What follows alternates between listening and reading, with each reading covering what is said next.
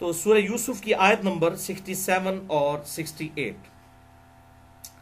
اعوذ باللہ السمیع العلیم من الشیطان الرجیم بسم اللہ الرحمن الرحیم. وقال یا بنی، انہوں نے کہا کہ اے میرے بیٹو. یعقوب علیہ السلام نے اپنے 11 بیٹوں کو اب نصیحت کی اکٹھی. 12 تو یوسف علیہ السلام تھے، 11 یہ بیٹے، بنیامین سمیت 10 بیٹے وہ اور بنیامین 11واں. لا تدخلوا من باب واحد، مت داخل ہونا ایک دروازے سے.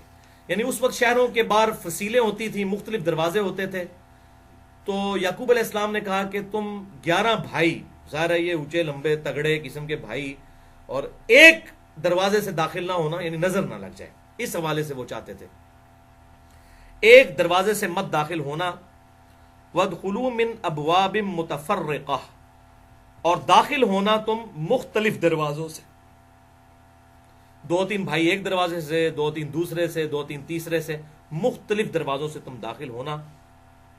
وَمَا أُغْنِي عَنْكُمْ مِنَ اللَّهِ مِنْ شَيْءٍ، ہاں نہیں پہنچا سکتی کوئی چیز بھی فائدہ تمہیں اللہ تعالیٰ کی تقدیر کے مقابلے پر. انہوں نے ساتھ اپنا عقیدہ بھی کلیئر کیا کہ یہ جو میں نظر سے بچانے کے لیے کوشش کر رہا ہوں، اس کے باوجود اگر کوئی تقدیر میں تمہارے لیے کوئی تکلیف لکھی ہوئی، وہ تو آ کر رہنی ہی ہے. میری یہ تدبیر جو ہے تمہیں روک نہیں سکتی. تقدیر والا معاملہ، البتہ نظر جو ہے وہ برحق ہے. وہ انشاءاللہ بخاری مسلم کی احادیث کی روشنی میں بتاؤں گا کہ نظر تو لگ جاتی ہے، البتہ اگر نظر والا معاملہ نہ بھی ہو اور کوئی تقدیر والا معاملہ ہونا ہو اللہ کی طرف سے، وَلَنَبْلُوَنَّكُمْ بِشَيْءٍ مِّنَ الْخَوْفِ وَالْجُوعِ، اللہ کی طرف سے کوئی آزمائش آنی ہو تو وہ تو آ کر رہے گی. ان الحکم الا للہ، حکم تو نہیں ہے مگر اللہ ہی کا.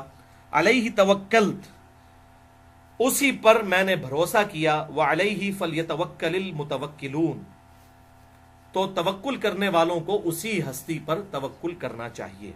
ولما دخلوا من حیث امرهم ابوہم، جب وہ مصر میں داخل ہوئے اسی طریقے سے جیسا کہ ان کے باپ نے انہیں حکم دیا تھا.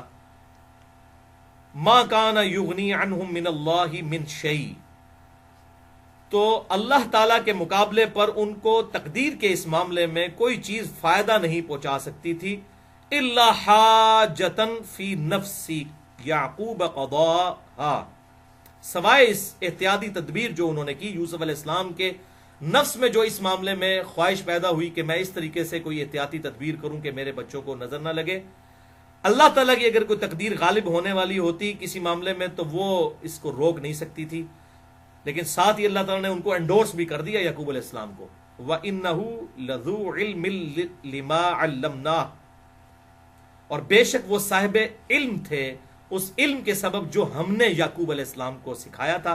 وَلَكِنَّ أَكْثَرَ النَّاسِ لَا يَعْلَمُونَ، لیکن اکثر لوگ اس حقیقت سے واقف نہیں ہیں.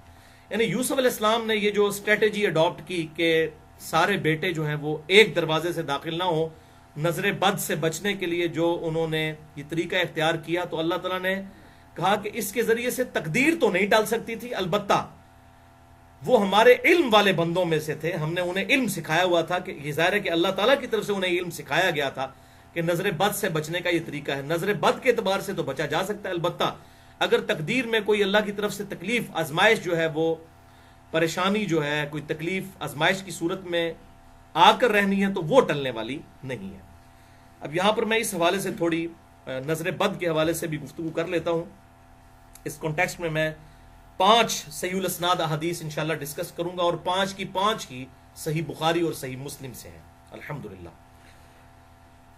پہلی حدیث صحیح بخاری اور مسلم کی متفق علیہ حدیث ہے. بخاری میں 5739، مسلم میں 5725، کہ آپ صلی اللہ علیہ وسلم نے ایک لڑکی کو دیکھا جس کا چہرہ زرد پڑ چکا تھا. تو آپ صلی اللہ علیہ وسلم نے ارشاد فرمایا، اس لڑکی کو دم ڈلواؤ، اسے نظر لگی ہے. تو یہ حدیث بخاری اور مسلم دونوں میں موجود ہے. یعنی وہ چہرے کے آثار دے کر آپ صلی اللہ علیہ وسلم نے فرمایا کہ اس لڑکی کو لگتا ہے نظر لگ گئی ہے، اس کو دم کرواؤ. دوسری حدیث صحیح مسلم میں انٹرنیشنل نمبرنگ کے مطابق 5732 ہے کہ صحابہ اکرام علیہم رضوان کہتے ہیں کہ ہم دور جاہلیت میں کچھ دم کیا کرتے تھے، کچھ اسی طریقے سے ہم پڑھ کر پھونکا کرتے تھے مختلف مریضوں کی شفا کے لیے. تو آپ صلی اللہ علیہ وسلم سے ریکویسٹ کی تو آپ صلی اللہ علیہ وآلہ وسلم نے ارشاد فرمایا مجھ پر اپنے دم پیش کرو زمانے جاہلیت کے جو اس وقت تم کرتے تھے، اگر ان میں شرک نہ ہو تو ان دموں کو کرنے میں کوئی حرج نہیں ہے۔ یعنی اس سے یہ بات پتہ چلی کہ دم کے لیے قرآن و سنت سے ہونا ضروری نہیں ہے، اس کے علاوہ بھی اگر کوئی دم موجود ہے قرآن و سنت کے عقائد سے وہ ٹکراتا نہ ہو، چاہے وہ ہندوؤں کے اندر ہو دم، چاہے وہ کرسچنز کے اندر ہو، جیوز کے اندر ہو، شرکیہ کلمات نہ ہو اور کوئی کلمات ہو، تو وہ دم کیا جا سکتا ہے۔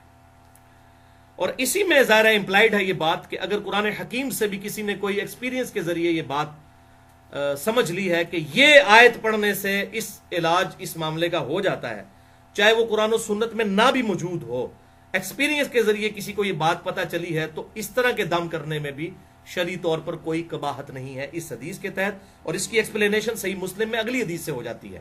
اور یہ اکثر لوگ پوچھتے ہیں، اس لیے میں اب اس کو کھول کر بیان کر رہا ہوں اس حوالے سے۔ یہ بڑی کریٹیکل حدیث ہے، تیسری حدیث صحیح مسلم سے 5731 یہ معاملے کو بالکل کھول دے گی۔ صحابہ اکرام علیہ رضوان نے عرض کیا اللہ کے رسول صلی اللہ علیہ وسلم، ہم لوگ زمانے جاہلیت میں بچھوؤں کے ڈسنے کے اوپر دم کیا کرتے تھے، یعنی بچھو ڈس جاتا تھا، دم کرتے تھے، شفا ہو جاتی تھی۔ شفا تو ہوتی تھی ظاہر ہے، تو ہم اس دم کو جاری رکھیں۔ تو آپ صلی اللہ علیہ وسلم نے ارشاد فرمایا کہ وہ دم مجھ پر پڑھو، تو صحابہ اکرام نے وہ دم پڑھا۔ ظاہر ہے وہ قرآن کی آیت تو کوئی حدیث تو نہیں پڑھی، وہ تو زود جہالیت کا دم تھا۔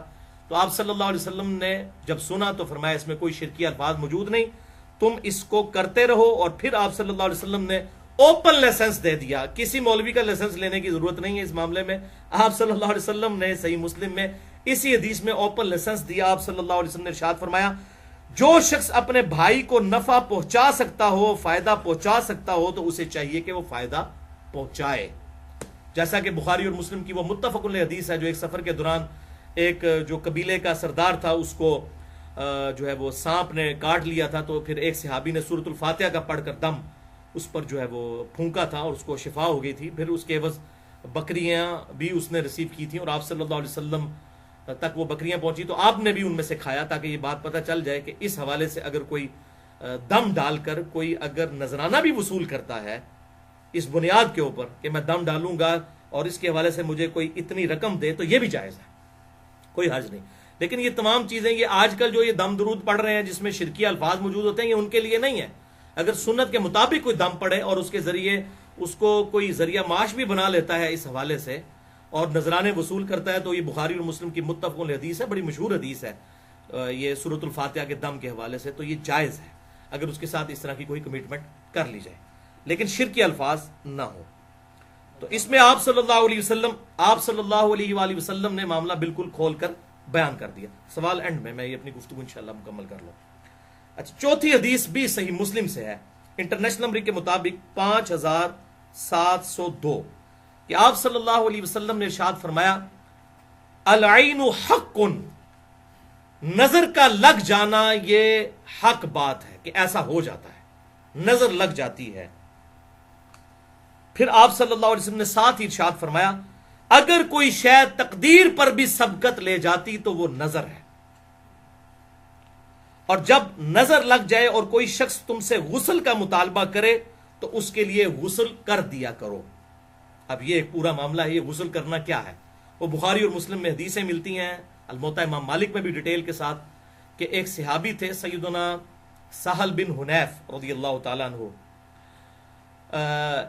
ان کو نہاتے ہوئے دوسرے صحابی نے دیکھا، عامر بن ربیعہ رضی اللہ تعالیٰ عنہ نے۔ تو یہ سہل بن حنیف بڑے خوبصورت تھے، ان کا جسم جو ہے بڑا گورا چٹا تھا، تو عامر بن ربیعہ رضی اللہ تعالیٰ عنہ نے کہا کہ کتنا خوبصورت جسم ہے، ماشاء اللہ نہیں کہا، کوئی دعائے برکت نہیں دی، بلکہ تعریف کی۔ بس وہ کیا تھا، وہ موندے پہ گئے، فوراً ہی ایسی نظر لگی کہ وہ سخت تکلیف میں چلے گئے۔ تو آپ صلی اللہ علیہ وسلم کے پاس جب یہ بات پہنچی تو آپ نے بلا کے عامر بن ربیعہ کو ڈانٹا اور فرمایا کہ تم اپنے بھائی کو قتل کرنا چاہتے ہو، تمہیں تو یہ کہنا چاہیے تھا کہ اللہ تعالیٰ نے اسے برکت دی ہے، ماشاءاللہ، اس قسم کے الفاظ استعمال کرنے چاہیے تھے۔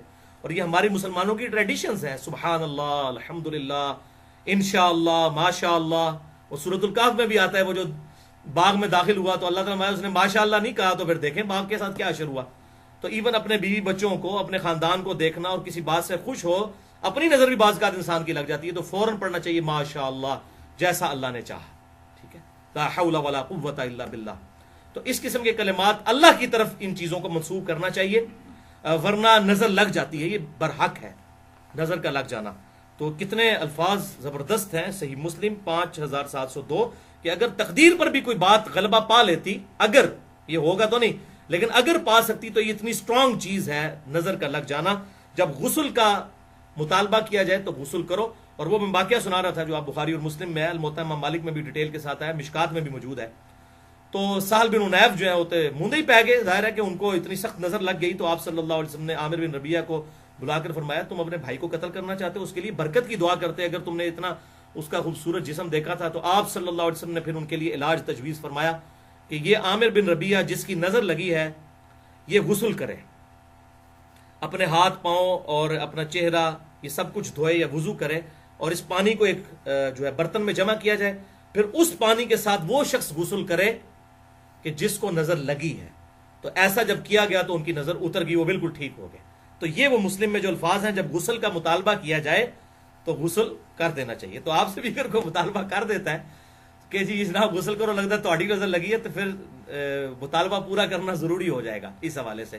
تو اس کے لیے پورا غسل کرنا ضروری نہیں ہے. اس میں بھی الفاظ موجود ہیں کہ وہ اس صحابی نے وضو کیا، اپنے چہرے پہ پانی ڈالا، یہ چھوٹا غسل ہی ہوتا ہے نا وضو جو ہے، اور ہاتھ جو ہے کونیوں تک دھوئے، تو اس طریقے سے پاؤں دھوئے، تو وہ پانی جمع کیا گیا، پھر اس سے غسل کروایا گیا. تو سہل بن عنیف رضی اللہ تعالیٰ عنہ کو اللہ تعالیٰ نے اس کی برکت سے شفا دے دی.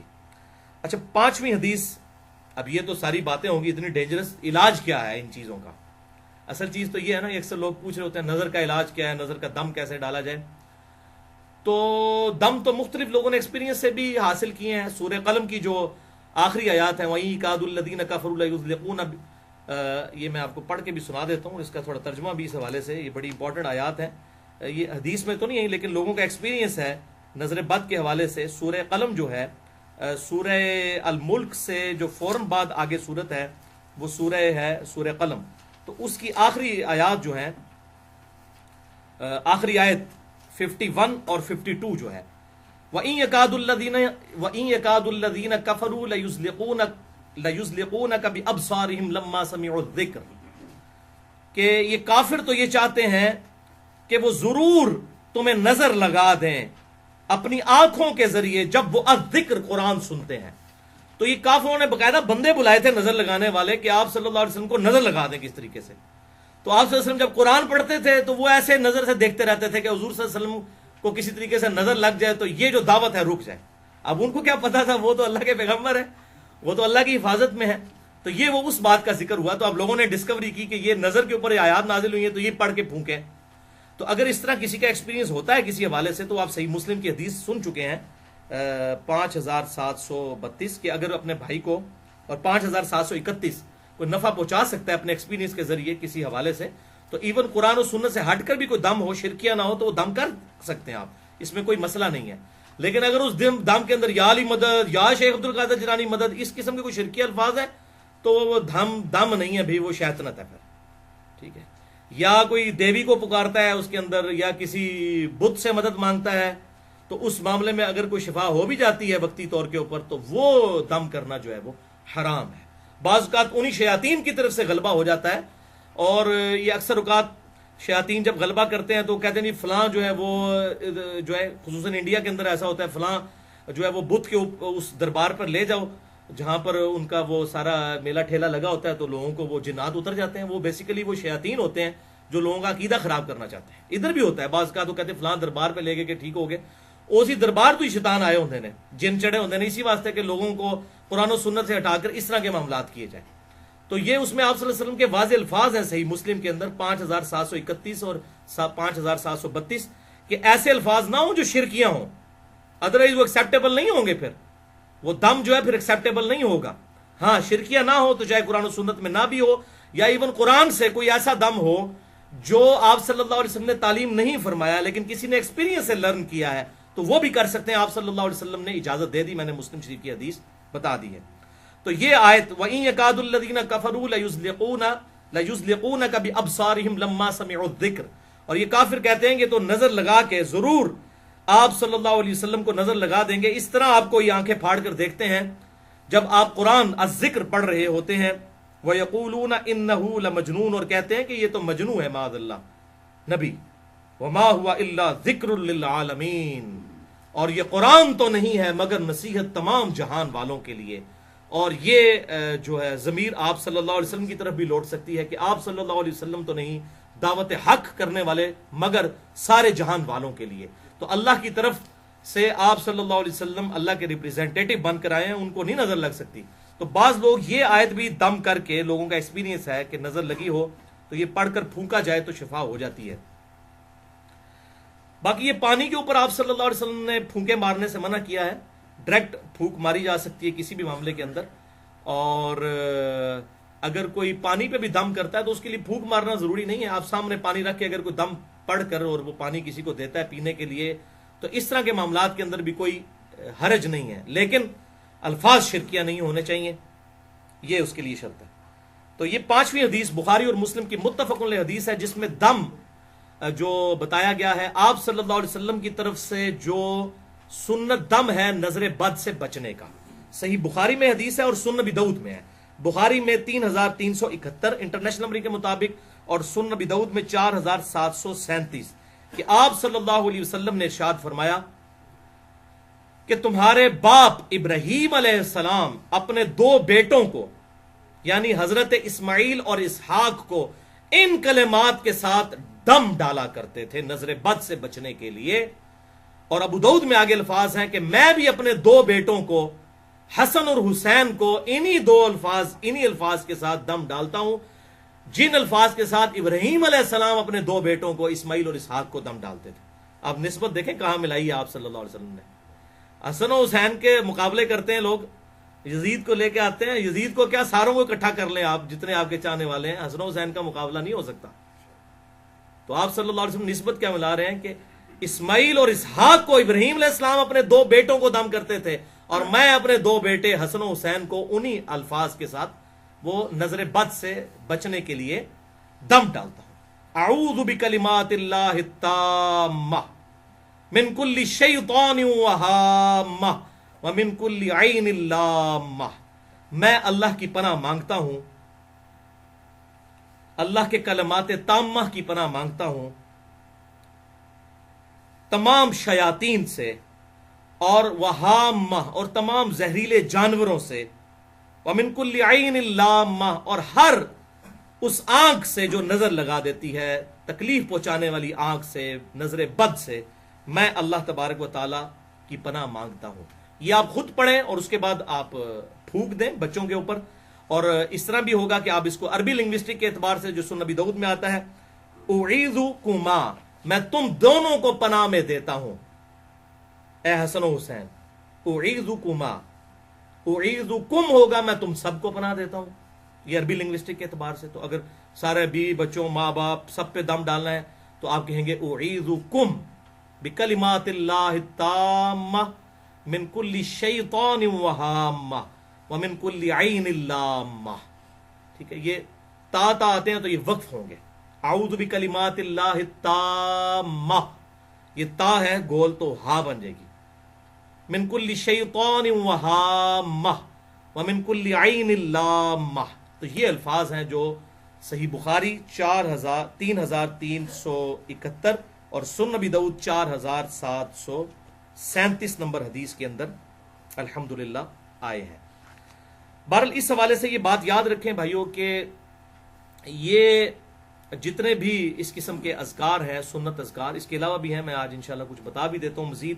اگر کسی کو یہ دعا یاد نہیں تو اور دعائیں جو ہماری پریکٹس کے اندر موجود ہیں وہ دعائیں بھی اگر ہم مانگیں تو انشاءاللہ اس کی برکت سے اللہ تعالیٰ اس قسم کی مشکل اور پریشانیاں دور کر دیتا ہے. بہرحال اس کو آپ سمجھ لیں، میڈیکل کی فیلڈ کے اندر بھی 2 طرح کے علاج ہوتے ہیں.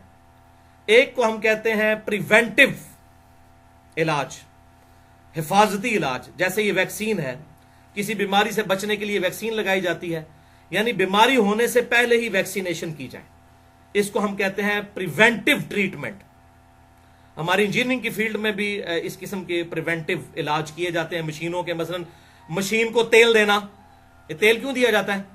پریونٹیو مینٹیننس کے طور پر، تاکہ ایسا نہ ہو کہ تیل دیں گے تو ظاہر ہے اس تیل کی وجہ سے وہ پرزے ذرا دیر سے گھسیں گے. آپ موٹر سائیکل کے چین کو بھی تیل دیتے ہیں، تو یہ پریونٹیو مینٹیننس کہلاتی ہے کہ مصیبت پڑنے سے پہلے ہی آپ اس کو پریونٹ کریں۔ تو اکثر قرآن و سنت کے جو علاج ہیں یہ پریونٹیو مینٹیننس ہے، علاج ہے، اس اعتبار سے کہ آپ سنت اذکار پڑھیں اور اس کی برکت سے اللہ تعالیٰ آپ کو محفوظ رکھے گا۔ وہ میں اذکار انشاءاللہ بتا بھی دیتا ہوں آپ کو، یہ ہمارے چھپے ہوئے بھی موجود ہیں اس حوالے سے الحمدللہ۔ اور دوسرا علاج ہے کیوریٹو، کہ اب ایک کسی پہ مصیبت ٹوٹ پڑی ہے اور اب آپ نے اس کا علاج کرنا ہے۔ اب ظاہر ہے پریونٹیو علاج اس میں اس طریقے سے کارگر ثابت نہیں ہوگا، یہ بات یاد رکھیے گا۔ جیسے میڈیکلی بھی پریونٹیو علاج تو اس وقت تک ہے جب تک بیماری لگے نا، جب بیماری لگ جائے تو ظاہر ہے پھر آپ کو کیوریٹو علاج کروانا پڑے گا، اس کا علاج کرنا پڑے گا، اس بیماری کا علاج کرنا پڑے گا۔ اور اس حوالے سے بسا اوقات کسی عامل کے پاس بھی لے کے جانا پڑ جاتا ہے، کسی کو جنات کی شکایت ہو یا کوئی اسی طریقے سے، بعض اوقات جنات انسان کے اندر حلول بھی کر جاتے ہیں، یہ بھی بخاری اور مسلم سے ثابت ہے، کسی کے اوپر جنات کا غلبہ بھی ہو جاتا ہے، قرآن میں بھی آیا ہے کہ جنات بعض لوگوں پر اترتے ہیں۔ تو اس قسم کے جب معاملات ہوں گے تو کسی عامل کے پاس لے جانا چاہیے، اور وہ عامل ایسا ہو جو کتاب و سنت کے اندر ہی علاج کرے، چاہے وہ کسی جگہ سے بھی کرے، کوئی بھی قرآن کی آیت پڑھ کے، لیکن کوئی شرکی الفاظ نہ پڑھے۔ تو وہ عامل عموماً جو ہے اس طریقے سے جنات وغیرہ نکال دیتے ہیں، اور اس میں اگر وہ کوئی پیسے بھی ڈیمانڈ کریں تو میں نے آپ کو بتایا بخاری اور مسلم سے ثابت ہے، سورۃ الفاتحہ کے دم کے لیے صحابہ کرام علیہم رضوان نے وہ ان سے بکریوں کا ریوڑ پورا ڈیمانڈ کیا تھا، حتیٰ کہ صحابہ میں پھر اختلاف ہو گیا، بخاری اور مسلم میں آتا ہے۔ تو پھر آپ صلی اللہ علیہ وسلم کی خدمت میں پیش کیا گیا معاملہ، آپ نے فرمایا ان بکریوں میں سے مجھے بھی دو، میں بھی کھاتا ہوں۔ تو آپ صلی اللہ علیہ وسلم نے خود کھا کر امت کو یہ انڈورس کر دیا کہ اس طریقے سے کمائی اس حوالے سے لی جا سکتی ہے۔ تو اب اس کو برا ماننے کی ضرورت نہیں ہے، اگر کوئی اس کے ذریعے کوئی اور معاملات چلا رہا ہے شرکیہ تو وہ اس کو ہم غلط کہیں گے۔ مطلب ناک کے اوپر مکھی بیٹھ جائے تو ناک کو تو نہیں کاٹ دینا نا، آپ نے مکھی اڑانی ہے۔ جو بات ٹھیک ہے وہ ٹھیک ہے بالکل، جو غلط ہے وہ غلط ہے۔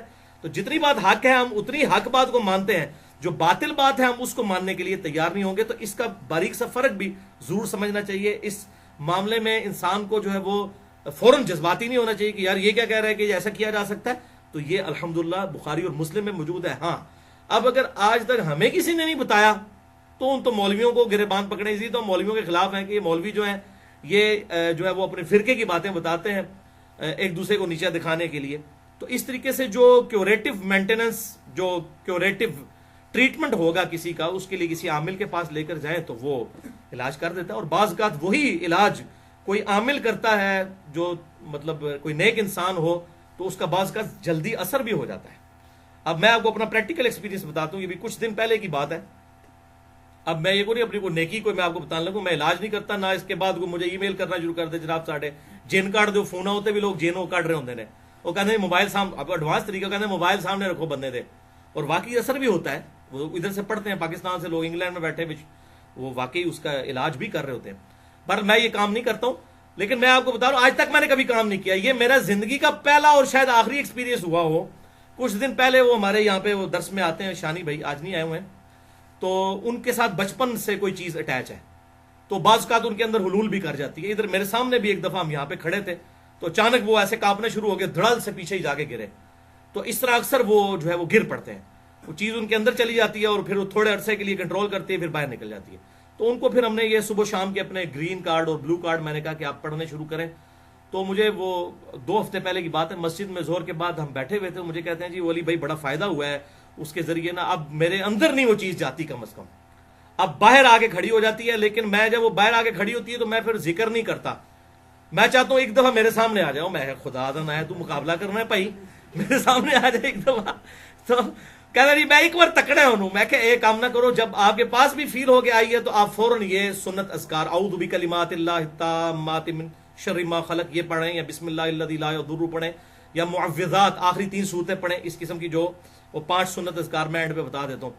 تو بہرحال وہ بیٹھے ہوئے تھے نا، مجھ سے گفتگو کرتے ہوئے کہتے ہیں علی بھائی آ گئی چیز دوبارہ، تو کہتے ہیں بالکل میرے پیچھے آگے بیٹھ گئی اور اس نے مجھے یوں نہ پکڑ لیا، تو میں نے نا ان کو اسی وقت نا ان کے کندھے پہ نا اپنا ہاتھ رکھ کے نا، تو میں نے بلند آواز سے پڑھا اعوذ بکلمات اللہ التامہ من کل شیطان وہامہ ومن کل عین لامہ، کہتے ہیں جی غائب ہو گئی ہے۔ تو اس طریقے سے یہ ان اذکار کی برکت ہے فوراً پڑھنے سے۔ تو میں نے کہا بھائی آپ یہ دعا بھی یاد کریں اور فوراً پڑھا کریں، مقابلہ نہ کریں کسی کے ساتھ، اپنی روحانیت کو کوئی ٹیسٹ نہیں کروانا کسی نے، جب ایسے معاملات ہوں تو اللہ تعالیٰ کے آپ پناہ میں آنے کی کوشش کریں سنت اذکار کے ذریعے.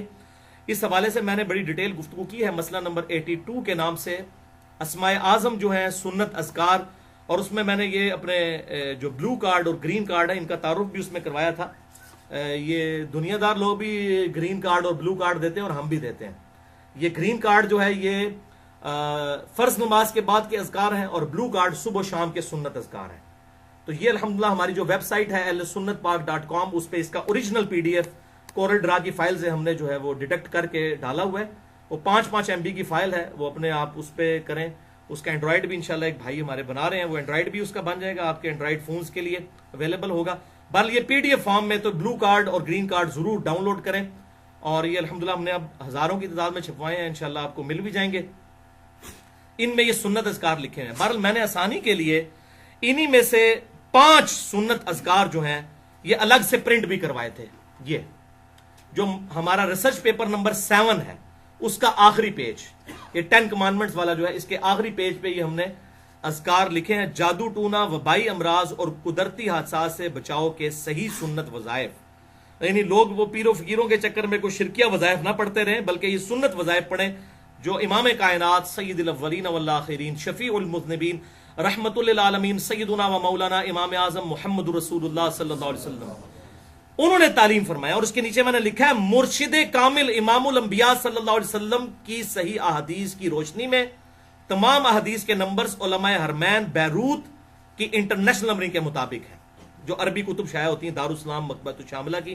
اس میں بھی ہم نے لکھا ہے مرشد کامل, ہمارے مرشد ہمیں ہدایت دینے والے آپ صلی اللہ علیہ وسلم ہیں, ان کے سنت وظائف ہیں. یہ قادری, چشتی, نقشبندی, سہروردی یہ اس سلسلے کے نہیں بلکہ ہمارے محبوب صلی اللہ علیہ وسلم کے سنت اذکار ہیں. تو اسی بلو کارڈ میں سے یہ 5 وظائف ہم نے نکالے ہیں صبح و شام کے اذکار میں سے 5. اگر کوئی یہ سارے نہیں کر سکتا, 15-20 اذکار ہیں, 5 یہ ہم ایک نشست میں بیٹھ کے میرا خیال ہے 5 سے 10 منٹ میں انسان کر سکتا ہے. صبح کرنے ایک دفعہ, شام کو. یہ میں آپ کو بتا دیتا ہوں.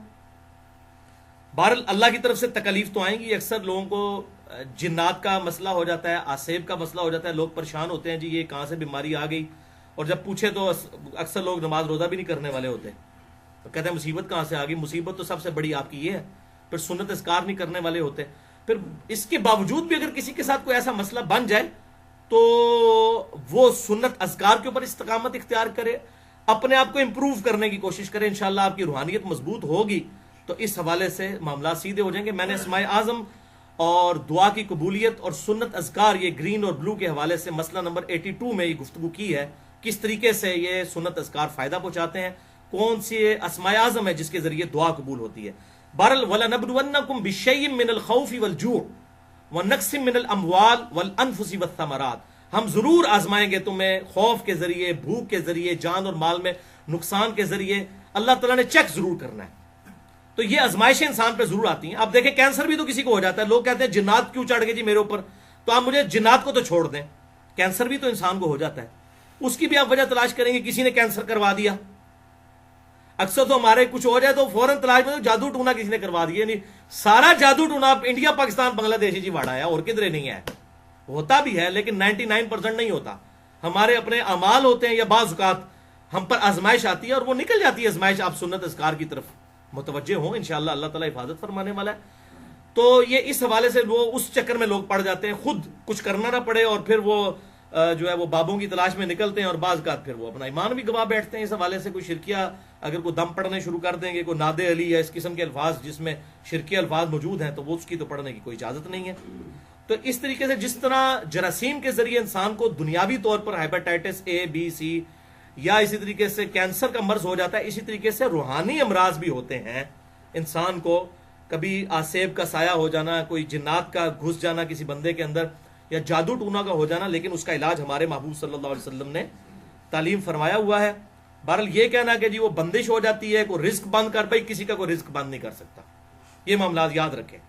اس طریقے سے تقدیر میں کوئی کسی کی آزمائش کسی کی آ سکتی ہے. میرے 6.5 گھنٹے کے 4 لیکچر ایکسکلوسیو ہے اس ٹاپک پہ. مسئلہ نمبر 103, 104A, 104B, 104C.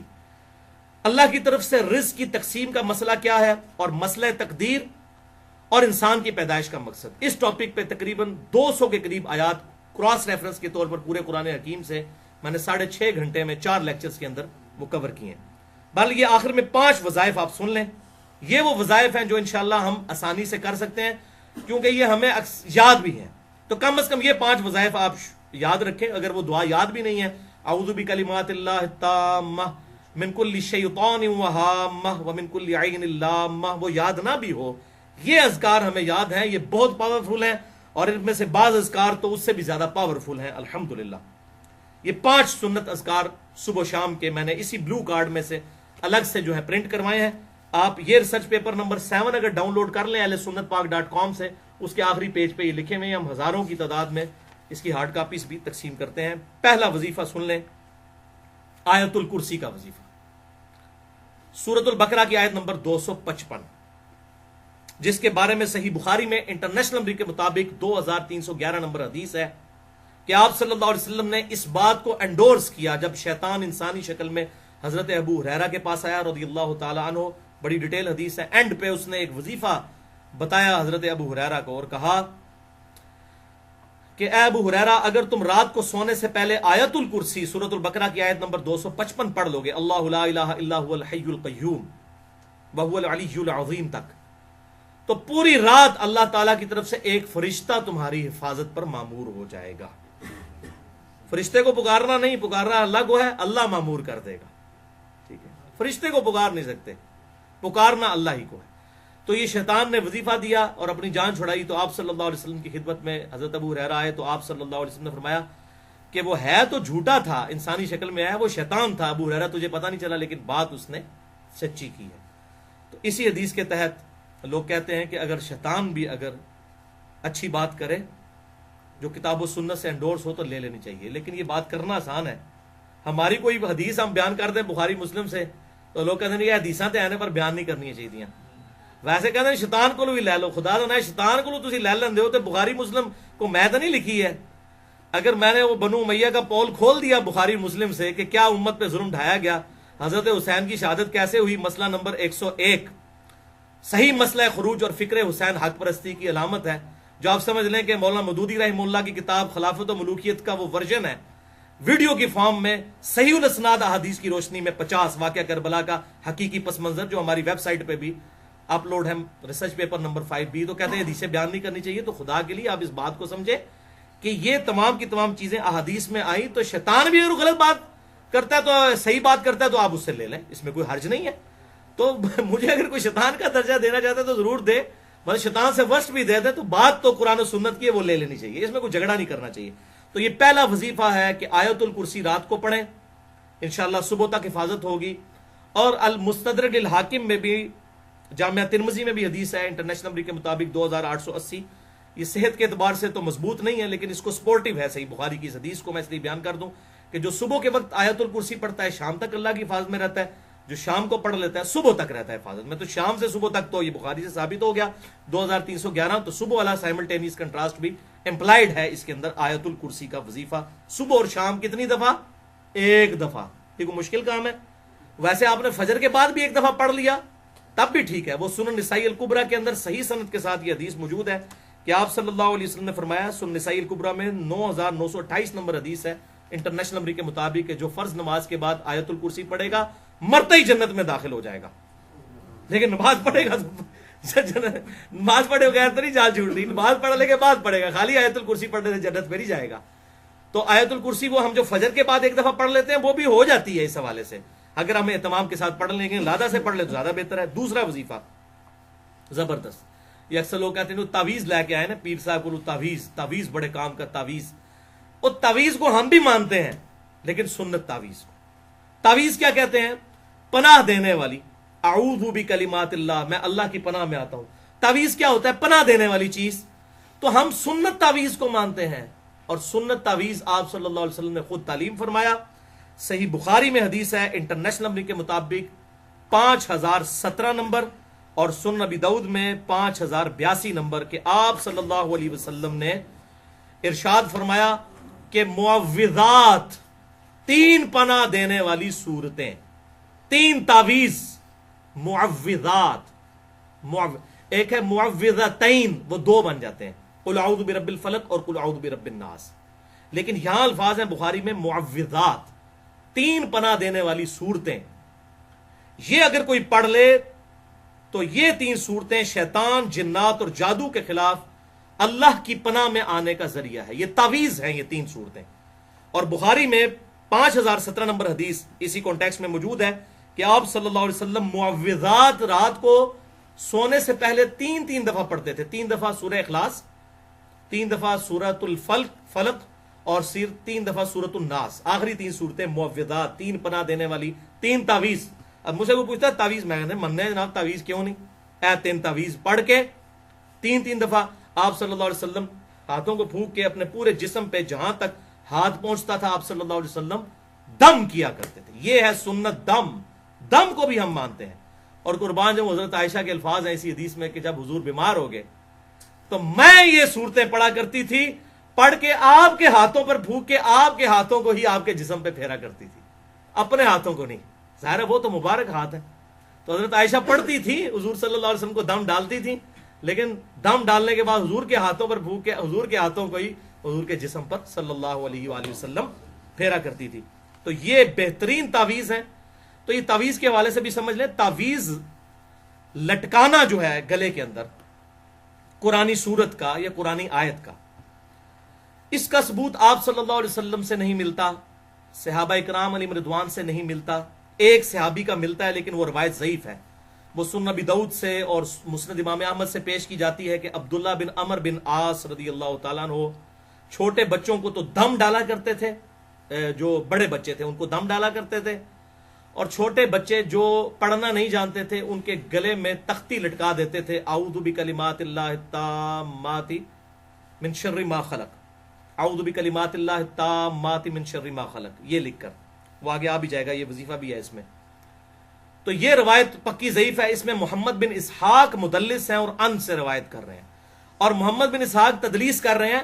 لیکن جو حنفی ہمارے بھائی ہیں بریلوی اور دیوبندی، ان کے نزدیک تو محمد بن اسحاق مردود راوی ہیں، حالانکہ ہمارے نزدیک یہ ثقہ راوی ہیں، انس بن مالک کے شاگرد ہیں. یہی وہ تابعی ہیں جن سے وہ روایت ہے سنن البہیقی کے اندر، دلائل النبوہ امام بہیقی کی کتاب میں، کہ آپ صلی اللہ علیہ وسلم 12 ربیع الاول کو پیدا ہوئے. یہ وہ ہیں. تو یہ محمد بن اسحاق جو ہے اہل سنت کے امام ہے. سیرت ابن ہشام ہو یا سیرت ابن اسحاق ہو، جو سیرت کی پہلی کتاب ہے، یہ محمد بن اسحاق راوی ہیں، تابعی، انس بن مالک کے شاگرد ہیں یہ رضی اللہ تعالیٰ عنہ، لیکن تدلیس کر رہے ہیں. بارہ حنفیوں کے نزدیک تو یہ راوی ایکسیپٹیبل نہیں، تو وہ پھر بھی یہ جعلی روایت پیش کر رہے ہوتے ہیں. ہمارے نزدیک بھی روایت ضعیف تدلیس کی وجہ سے، وہ راوی ثقہ ہے لیکن ان سے روایت کر رہے ہیں.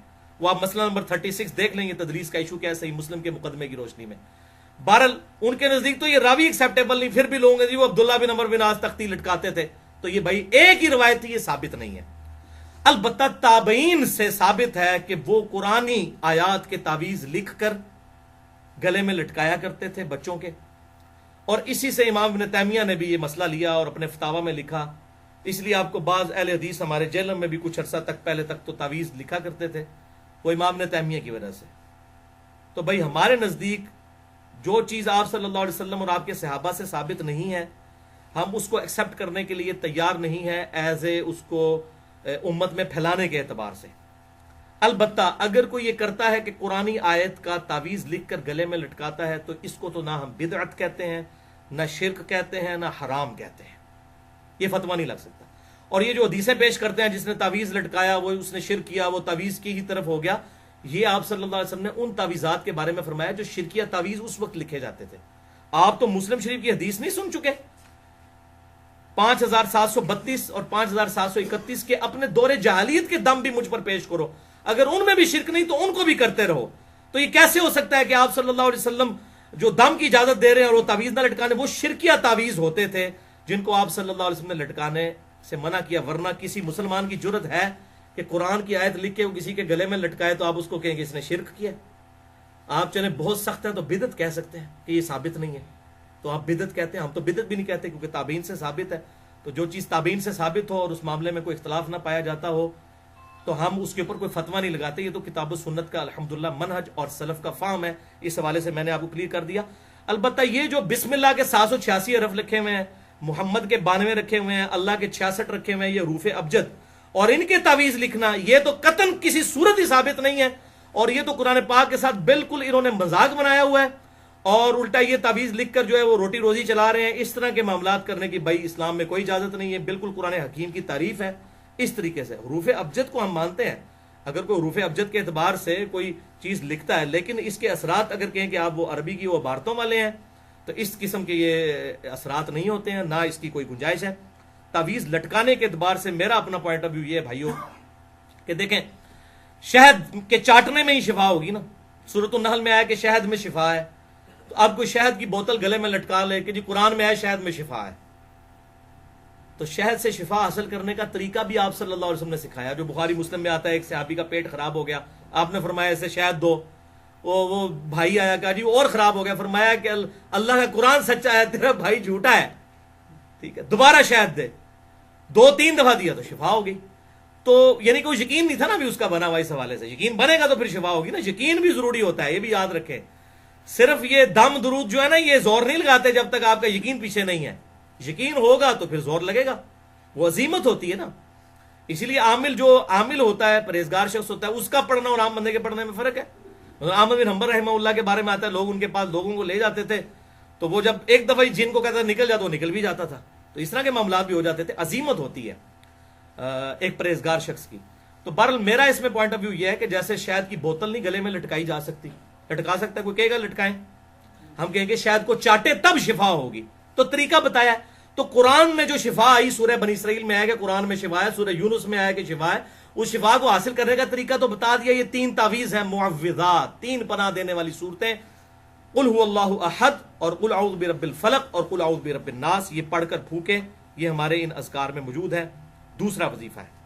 تیسرا وظیفہ صحیح مسلم میں 6844 نمبر حدیث، سنن نبی داؤد میں 5077 نمبر کہ آپ صلی اللہ علیہ وسلم نے فرمایا 10 دفعہ جو یہ کلمات پڑھ لے صبح کے وقت اور 10 دفعہ شام کے وقت، اگر یہ صبح 10 دفعہ پڑھ لے تو 4 غلام حضرت اسماعیل علیہ السلام کی اولاد سے آزاد کرنے کا ثواب، اور دن رات میں ہر خطرناک چیز اور شیطان کے خلاف قلعہ ہو جائیں گے یہ کلمات، اور بڑے آسان ہیں۔ لا الہ الا اللہ وحدہ لا شریک لہ لہ الملک ولہ الحمد وہو علی کل شیء قدیر۔ کوئی مشکل ہے؟ 10 دفعہ صبح، 10 دفعہ آپ نے شام کو پڑھنا ہے یہ کلمات۔ اچھا جی، چوتھا وظیفہ سیکنڈ لاسٹ زبردست ہے، جامعہ ترمذی میں 3388، سنن نبی داؤد میں 5088 کہ آپ صلی اللہ علیہ وسلم نے فرمایا کہ جو شخص صبح کے وقت یہ کلمات 3 دفعہ صرف پڑھ لے تو شام تک کوئی ناگہانی آفت اور مصیبت اسے نہیں آئے گی، اور جو شام کو 3 دفعہ پڑھ لے صبح تک نہیں آئے گی۔ بسم اللہ الذی لا یضر مع اسمہ شیء فی الارض ولا فی السماء وہو السمیع العلیم، اللہ کے نام کے ساتھ کہ جس کے نام کی برکت سے زمین و آسمان میں کوئی چیز نقصان نہیں پہنچا سکتی، وہی سننے والا اور علم رکھنے والا ہے۔ یہ آپ شام کو پڑھ لیں صبح تک اللہ کی حفاظت میں، صبح پڑھ لیں شام تک، شیطان کے خلاف قلعہ ہیں یہ الفاظ الحمدللہ۔ اور یہ حدیث بڑی زبردست ہے، ترمذی اور ابو داؤد میں آگے بھی الفاظ چلتے ہیں اس حدیث میں کہ یہ حدیث پتہ کس نے بیان کی؟ حضرت عثمان غنی کا بیٹا تھا ابان بن عثمان، اس نے یہ حدیث بیان کی ایک تبع تابعی کو۔ تو اس تبع تابعی نے جب یہ حدیث سنی تو بڑے غور سے ابان کو دیکھا، کیونکہ حضرت ابان جو تھے رحمہ اللہ ان پہ فالج کا اٹیک ہوا تھا، ان کے جسم پہ راشا تھا۔ تو انہوں نے کہا یہ حضرت مجھے تو وظیفہ بتا رہے ہیں، خود تو اتنی بڑی مصیبت میں پڑے ہوئے ہیں کہ ان کے اوپر فالج گر گیا ہوا ہے، ٹھیک ہے۔ تو حضرت ابان نے فرمایا اللہ کی قسم میں نے عثمان اپنے باپ پر جھوٹ نہیں باندھا، یہ وظیفہ جو تمہیں بتا رہا ہوں جس دن مجھ پر یہ فالج کا اٹیک ہوا اس دن میں یہ صبح وظیفہ پڑھنا بھول گیا تھا، اس لیے تم پر یہ مجھ پر ناگہانی آفت دیکھ رہے ہو کہ میں خود بھول گیا تھا بسم اللہ الذی لا یضر پڑھنا۔ آپ یقین دیکھیں ان کا کتنا تھا، وہ کہتے ہیں میں وظیفہ نہیں پڑھا اس واسطے میں کام پہ گیا۔ تو منو اینج نہ ویکھ تو کہ بھئی آپ پہ تے فالج دا اٹیک ہے تے سانو پہ وظیفہ دس دے، کوئی مصیبت نہ ہے تے سب تو بڑی مصیبت تے پئی ہوئی ہے، سب سے بڑی مصیبت تو آپ پہ پڑی ہے کہ آپ پر یہ فالج کا اٹیک ہوا، تو مجھے ایسے مت دیکھو میں اس دن یہ وظیفہ کرنا بھول گیا تھا۔ آپ یقین دیکھیں کس لیول کا یقین تھا۔ یہ جامعہ ترمذی 3388 اور سنن نبی داؤد 5088 نمبر حدیث میں یہ آگے بھی یہ الفاظ موجود ہیں کہ ابان رحمہ اللہ نے وہ بات بتا دی کہ بھائی میں اس دن یہ وظیفہ پڑھنا بھول گیا تھا اور کوئی مسئلہ نہیں تھا، یعنی اگر میں نے یہ وظیفہ پڑھا ہوتا تو میرے ساتھ ایسا معاملہ نہ ہوتا۔ یہ تھا ان کا یقین اس حوالے۔ تو یقین میں نے کہا کہ یقین ہوگا تب وظیفہ رنگ لائے گا، ادروائز اگر یقین نہیں ہوگا پھر وظیفہ بھی کوئی کام کرنے والا نہیں ہے۔ بہرحال یہ بھی نہیں ہو سکتا کہ آپ یہ وظیفہ پڑھ کے تو بسم اللہ الرحمن الرحیم پڑھ کے تو ساکٹ میں 2 انگلیاں ڈال دیں، یہ نہیں ہوگا۔ یہی قرآن نے کہیں گارنٹی دی ہے کہ آپ جب خود اپنے اوپر مصیبت طاری کریں گے تو مصیبت آپ کے اوپر نہیں آئے گی، آئے گی انشاءاللہ، بجلی لگے گی، آپ جل جائیں گے، ختم بھی ہو سکتے ہیں، یہ ہوگا ایسے۔ یہ قرآن نے نہیں کہا کہ آپ نے ٹیسٹ کرنا ہے اس کو۔ بہرحال اس حوالے سے میں آپ کو ایک پرسنل بات بتاتا ہوں۔ جب شیخ زبیر لیزئی رحمہ اللہ پہ فالج کا اٹیک ہوا، نومبر میں ان کی ڈیتھ ہوئی نا، 10 نومبر 2013 کو، تو 2 مہینے پہلے آپ آ جائے، ستمبر میں، اگست یا ستمبر میں پہلے ہفتے میں ان پہ فالج کا اٹیک ہوا۔ تو ہمارے بھائی وہ بڑے سمجھدار ہیں، وہ کہنے لگے کہ مجھے کہتے ہیں کہ علی بھائی میں نے تو پہلے دن ہی جان لیا تھا کہ شیخ صاحب نہیں بچیں گے۔ میں نے کہا کیوں؟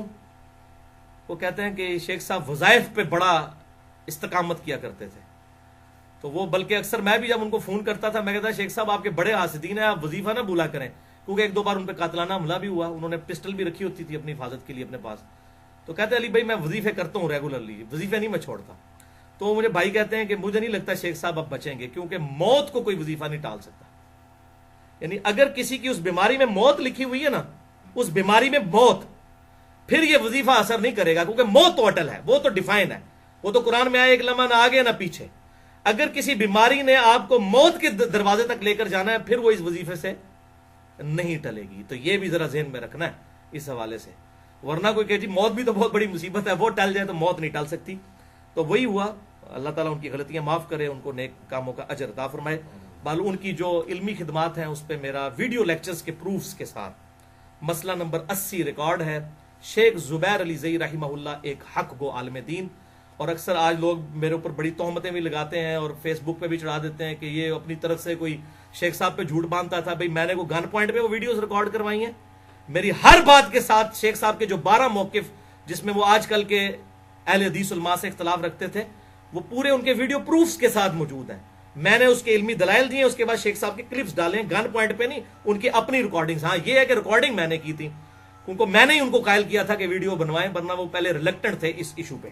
بہرحال میں نے یہ ضمناً ذکر کر دیا۔ اب آخری وظیفہ سن لیں آپ، وہی جو صحیح مسلم میں تھا نا، جو مشکل آپ کو یاد نہیں ہو رہا تھا کیونکہ ہم پڑھتے نہیں ہیں عموماً، جو صحیح بخاری میں 3371 نمبر، اعوذ بکلمات اللہ التامہ من کل شیطان وہامہ ومن کل عین لامہ، اس کی بجائے اگر یہ وظیفہ آپ بچوں میں پڑھ کے پھونک دیں تو یہ بھی زبردست ہے۔ صحیح مسلم میں حدیث ہے انٹرنیشنل نمبرنگ کے مطابق 6880 اور مسند احمد میں 7898، ایک شخص کو بچھو کاٹ گیا رات کے وقت، تو آپ صلی اللہ علیہ وسلم نے فرمایا اگر تو شام کو یہ پڑھ لیتا نا، اعوذ بکلمات اللہ التامات من شر ما خلق، میں اللہ تعالیٰ کے کلمات تامہ کی پناہ میں آتا ہوں ہر اس چیز کے شر سے جو اللہ تعالیٰ نے پیدا کی ہے، تو تجھے کبھی بھی بچھو کا ڈنک اثر نہ کرتا۔ یہ حدیث صحیح مسلم مسند احمد میں موجود، 3 دفعہ یہ پڑھ لیتا تو یہ شام کو پڑھیں، اور اسی میں امپلائڈ ہے صبح کو پڑھیں تو شام تک کوئی اثر نہیں ہوگا کسی بھی زہریلے جانور کا۔ تو اب یہ 5 وظیفے جو ہیں میں نے الحمدللہ سنت وظائف اس بلو کارڈ سے علیحدہ کر کے یہ ریسرچ پیپر نمبر 7 کے آخری پیج پہ موجود ہیں، اس کو تو آپ ضرور کریں اگر باقی نہیں کر سکتے۔ میں ان کو پھر رپیٹ کر دیتا ہوں۔ پہلا وظیفہ آیت الکرسی کا وظیفہ صبح اور شام 1 دفعہ۔ دوسرا وظیفہ معوذات کا، 3 پناہ دینے والی صورتیں، آخری قرآن کی 3 صورتیں، سورۃ الاخلاص، سورۃ الفلق اور سورۃ الناس، 3 دفعہ رات کو سونے سے پہلے جسم پہ دم کرنا ہے، اور 3 دفعہ صبح کے وقت پڑھنی ہے، اور ہر فرض نماز کے بعد بھی پڑھنا ثابت ہے، فرض نماز کے اذکار میں گرین کارڈ میں آپ دیکھ لیجئے گا۔ تیسرا وظیفہ جو ہے وہ روزانہ 10 دفعہ پڑھنا ہے صبح کے وقت، لا الہ الا اللہ وحدہ لا شریک لہ لہ الملک ولہ الحمد وہو علی کل شیء قدیر، اور 10 دفعہ شام کو۔ شیطان اور جنات کے اگینسٹ اللہ تعالیٰ کی حفاظت ہوگی اور مضبوط قلعے میں آ جائیں گے۔ چوتھا وظیفہ صبح اور شام 3 دفعہ، بسم اللہ الذی لا یضر مع اسمہ شیء فی الارض ولا فی السماء وہو السمیع العلیم، اور 5واں وظیفہ صبح اور شام 3 دفعہ۔ ویسے حدیث میں شام کا ذکر ہے، صبح کا نہیں آیا، وہ اسی میں امپلائڈ ہے اجتہاداً، اعوذ بکلمات اللہ التامات من شر ما خلق۔ تو یہ اس کا ترجمہ بھی لکھا ہوا ہے گرین کارڈ پہ، بلو کارڈ پہ بھی، اور یہ ریسرچ پیپر نمبر 7 کا آخری پیج ہے، جادو ٹونا، وبائی امراض اور قدرتی حادثات سے بچنے کے صحیح سنت وظائف۔ اللہ تعالیٰ سے دعا ہے جو حق بات میں نے کہی اللہ تعالیٰ ہمارے دلوں میں راسخ فرمائے. اگر جذبات میں میرے منہ سے کوئی غلط بات نکل گئی تو اللہ تعالیٰ ہمارے دلوں سے معاف کر دے. ہمیں کتاب و سنت کی تعلیمات پر عمل کر کے دوسرے بھائیوں تک پہنچانے کی توفیق عطا فرمائے. سبحانک اللہم و بحمدک اشہد ان لا الہ الا انت استغفرک و اتوب الیک وما علینا الا البلاغ المبین.